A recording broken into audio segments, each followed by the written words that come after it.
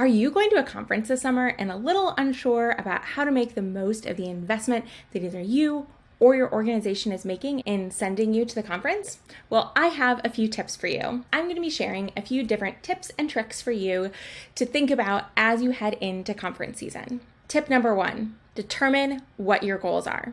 When I work one-on-one with clients in my career coaching program, I oftentimes find that people don't quite know what their end goal is. And that's oftentimes why they're coming to me for career coaching services.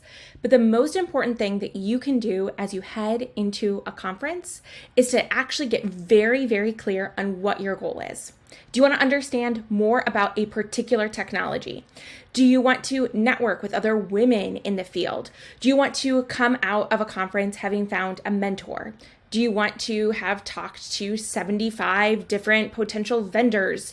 Do you want to find a solution to a particularly niche problem?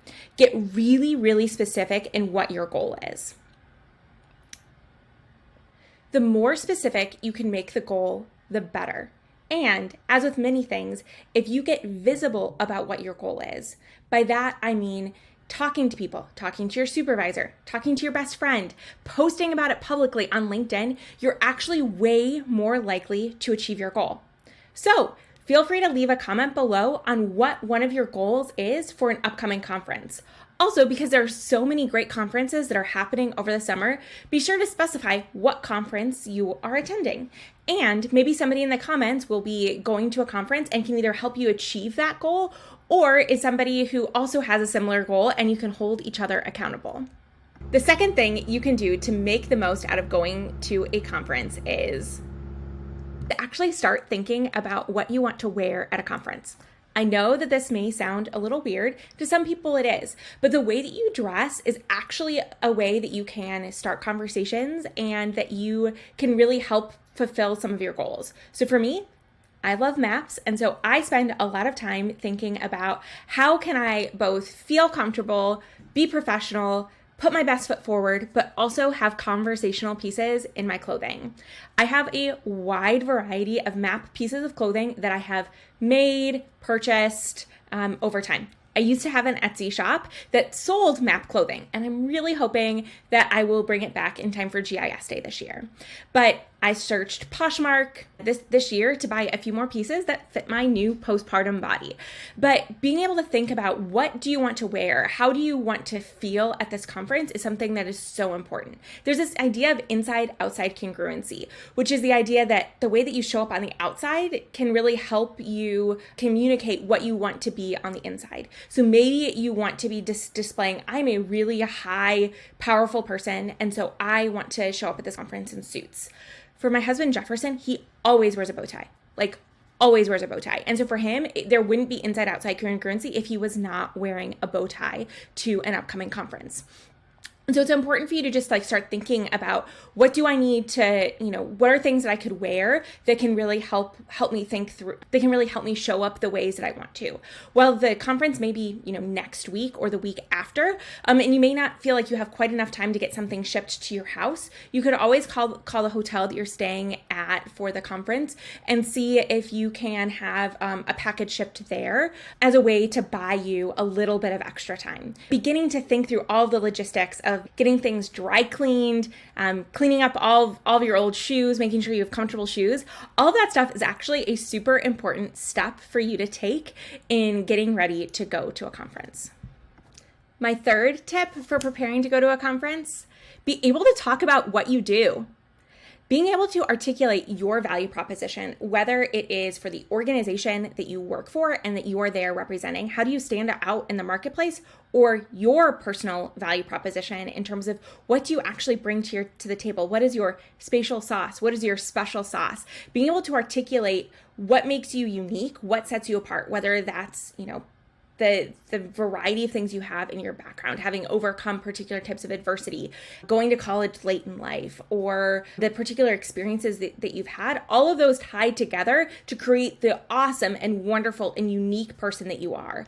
But one of the things that I see so often within individuals is you aren't really able to talk about all of the cool things that you do and what you bring to the table.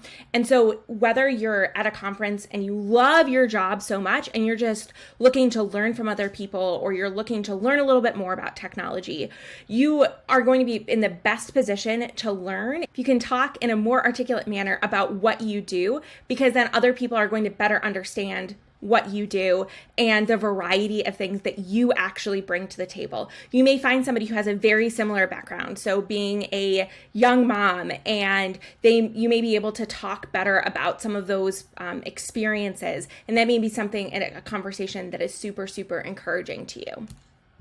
My fourth tip for preparing to go to a conference is to start engaging on social media. So many conferences now have a specific hashtag that they want conference participants to use to get excited and to talk about, hey, I am going to this particular conference.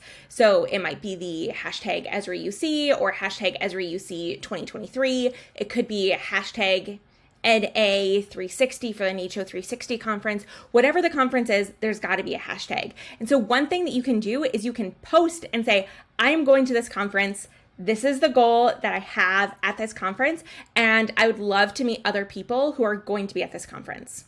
By getting your foot in the waters, there may be people who you went to school with in the past who are going to be at the conference, and it would be great for you to be able to meet up with them. There could be some loose connections you have on LinkedIn, and they also may be going to the conference, and so you can start finding times to meet up with them, or they'll then have some general idea, hey, Juliana's going to be at this conference. I'm going to be on the lookout for her. And that's something that can then bring those online relationships into real life. I can't overstate enough how helpful just putting that out that you're going to be there has been within my own life.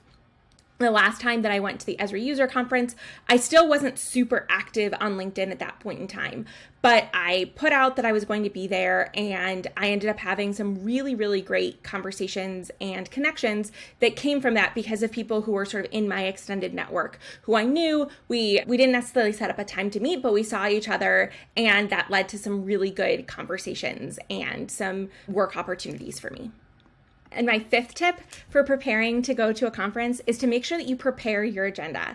So posting on social media can actually be a really helpful way to get ideas in terms of, oh, Bob is presenting at this conference and he's somebody who I really look up to in this field, so I'm going to go to his talk. I really look up to Mary Jane. I'm going to make sure that I go to her talk. So posting on social media can be a really helpful way for you to figure out of the myriad of different sessions what you want to go to. But again, having that goal in mind can help you narrow down out of all of the sessions that are available, which ones make the most amount of sense for you to make a time investment in terms of attending.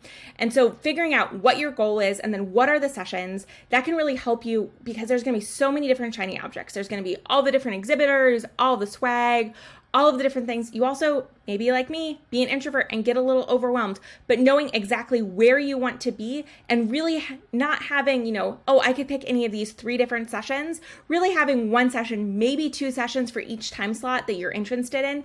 That's really going to reduce the amount of overwhelm that you feel.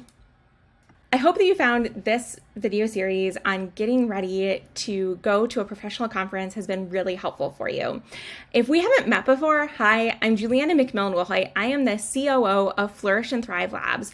We are a consulting firm that is dedicated to helping communities and organizations flourish. We particularly work within the public health space and are working on helping local health departments modernize their data infrastructure to meet the requirements of the CDC's Data Modernization Initiative. But we also do GIS work, local community research, and a wide variety of other things. But one of my favorite things to do is that I work one-on-one with clients in my career coaching program. So if you have any questions about anything in this video, or if you'd like the opportunity to work one-on-one with me in my career coaching, feel free to check out the links below, and I would love the opportunity to chat with you.